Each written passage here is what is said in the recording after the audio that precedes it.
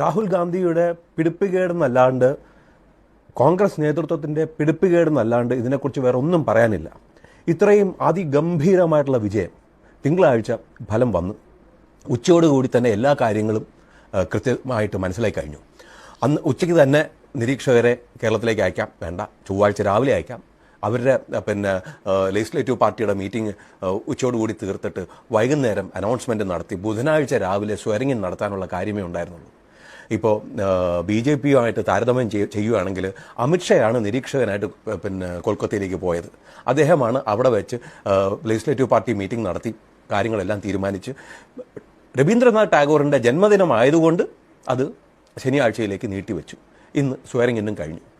TVK അവിടെ 108 seat മാത്രം ജയിച്ചിട്ടുള്ള TVK വിജയുടെ പാർട്ടി തമിഴ്നാട്ടിൽ നാലാമത്തെ പ്രാവശ്യം ഗവർണറെ കണ്ടു. അവസാനം 120 സീറ്റോ 121 സീറ്റിൻ്റെയോ 234 അംഗങ്ങളുള്ള സഭയിൽ 121 സീറ്റിൻ്റെ ഭൂരിപക്ഷം തനിക്കുണ്ട് എന്ന് സ്ഥാപിച്ചു. അദ്ദേഹവും ഭരണത്തിലേക്ക് കടക്കുകയാണ്.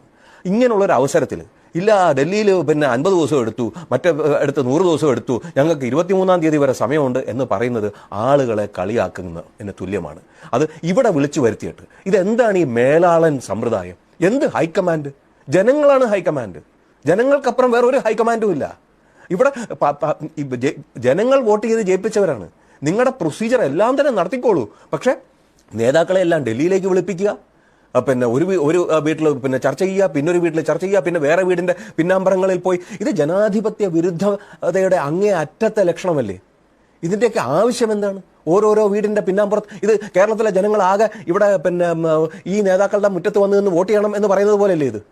ഇതിൻ്റെ വല്ല ആവശ്യമുണ്ടോ? എന്താണ് ഇവിടെ എന്താ തീരുമാനിക്കാനുള്ളത്? ഇത് 3 നേതാക്കൾ, അതിനകത്ത് ഒരു നേതാവിൻ്റെ കാര്യമാണെങ്കിൽ പരിപൂർണമായിട്ടുള്ള വഞ്ചനയാണ്. MP-മാർ തെരഞ്ഞെടുപ്പിൽ നിൽക്കാൻ പാടില്ല എന്ന് പറയുന്നു. MP-മാർ തെരഞ്ഞെടുപ്പിൽ നിൽക്കാൻ പാടില്ല എന്ന് പറഞ്ഞു കഴിഞ്ഞാൽ MP-മാർ തെരഞ്ഞെടുപ്പ് ഫലം വരുമ്പോഴത്തേക്ക് അവകാശങ്ങൾ ഉന്നയിക്കാൻ പാടില്ല എന്നുള്ളത് തന്നെയാണ് അർത്ഥം. അതിന് വേറെ അർത്ഥമില്ല. അല്ലെങ്കിൽ MP-മാരും കൂടെ MP-മാരെ മത്സരിക്കാൻ അനുവദിക്കണമായിരുന്നു.